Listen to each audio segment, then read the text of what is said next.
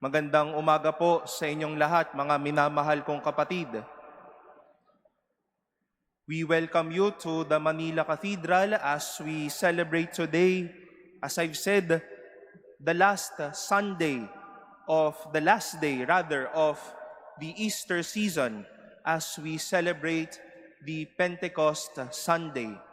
And what a beautiful way for us to celebrate this day when we are all here gathered in the presence of the Lord as we break the word and break the bread of the Lord in our midst. We shall begin this reflection by this one detail that we might sometimes fail to see every time that we celebrate Pentecost Sunday. Constant po na in every year when we celebrate Pentecost Sunday, we would always meditate the second chapter of the Acts of the Apostles about that first story of that first Pentecost, so to say. Nang napuspos po sila ng Espiritu Santo, nang sila po ay nagkaintindihan na sa bawat isa, we often forget that they did not only understood themselves, pero ano po ang kanilang sinabi? Let us take note the last line of the first reading. Yet, we hear them speaking in our own tongues of the mighty acts of God. Nakapagsasalita sila sa ating mga wika tungkol sa mga kahangahangang gawa ng Diyos. Mighty acts of God, mga kahangahangang gawa ng Diyos. And this is something that the Holy Spirit would like all of us to live. And if I may say, one thing that the Holy Spirit would demand of us, that all of us, filled or praying to the Holy Spirit, may proclaim boldly, may be so proud to say that I have experienced many mighty acts of God. Sa buhay ko, naramdaman ko kahit papaano na madaming kahangahangang ginagawa ang Diyos kahit saang punto ng aking buhay. And before we see how to share, to be bold, and even to be proud of the mighty acts of God, baka tanong po ng madami sa akin, Father, mighty acts of God, bagsak ako na itong mga nakaraang araw sa mga ginawa ko. Mighty acts of God, ang tataas po ng bilihin. Mighty acts of God, Father, napakainit araw-araw.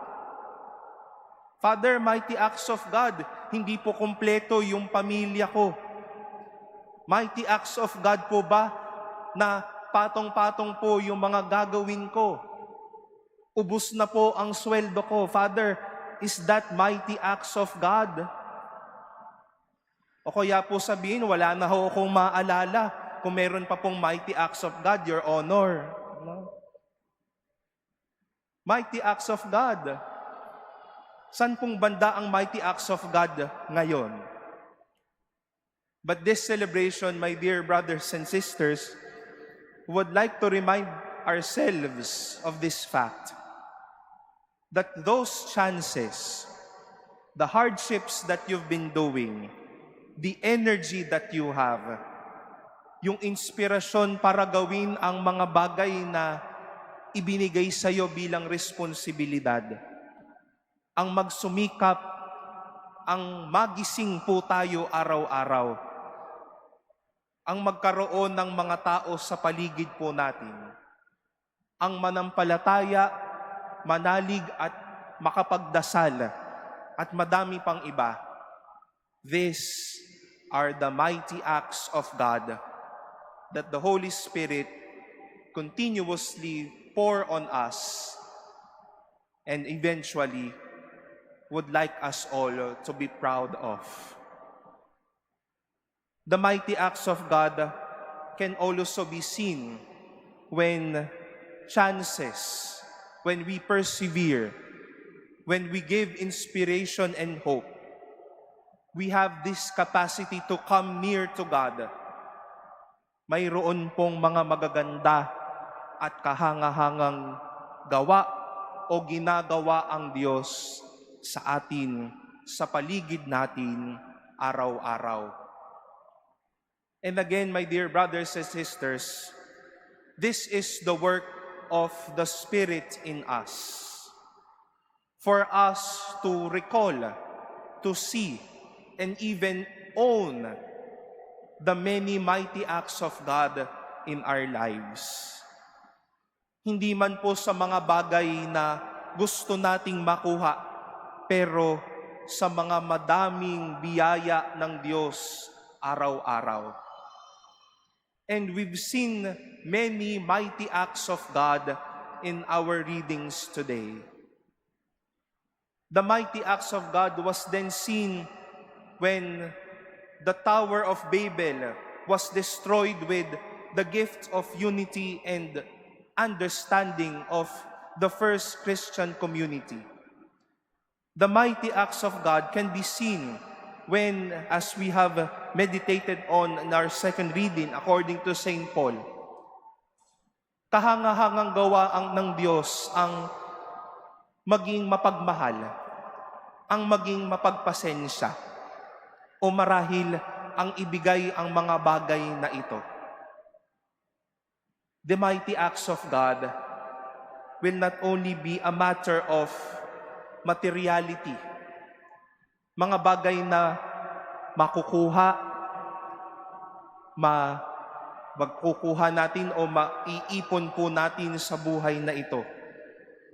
But then, huwag po nating maliitin ang mga kahangahangang gawa ng Diyos sa ating buhay. We might say, it's mighty acts of God when I have many blue bills inside my pocket. It's mighty acts of God when I have a lot of resources. It's mighty acts of God when I have this, I have that, I can do this. But again, baka doon po tayo nagkakamali. God's mighty acts might not be of materiality, but sometimes it is more of heartily. Mga biyaya na nagpupuspos ng ating puso. Mga biyaya na kaya nating iunat sa mga tao sa paligid natin. Kahangahangang gawa ng Diyos po ang kumapit at manampalataya. Kahangahangang gawa ng Diyos ang maging matatag at maging inspiradong tao sa araw-araw. Kahangahangang gawa ng Diyos ang maging matatag sa buhay na ito para maitaguyod ang isang pamilya. Kahangahangang gawa ng Diyos ang narito po tayo at buhay tayo ngayon. My dear brothers and sisters, you might be asking me again, Father, are there acts or mighty acts of God now? And I will say, yes. Madaming kahangahangang ginagawa ang Diyos dahil pinupuspos tayo ng Espiritu Santo. Tingnan nyo lang po ang inyong sarili. Look at those around you now. Ang mga kasama po ninyo sa bahay, ang mga dumamay po sa atin, yung lakas, yung ngiti, yung nagpupursigi po nating sarili. That is the mighty act of God. You are a mighty act of God. God's mighty acts, many mighty acts of God will never ever die. It is you. These are the people around you. the hopes, the inspiration, the love, the drive to do things that is in you now and will be the gift of the Spirit in you now. These are the mighty acts of God that the Lord wishes all of us to own, that the Lord wishes us all to be proud of, the mighty acts of God that the Lord wishes us all to live.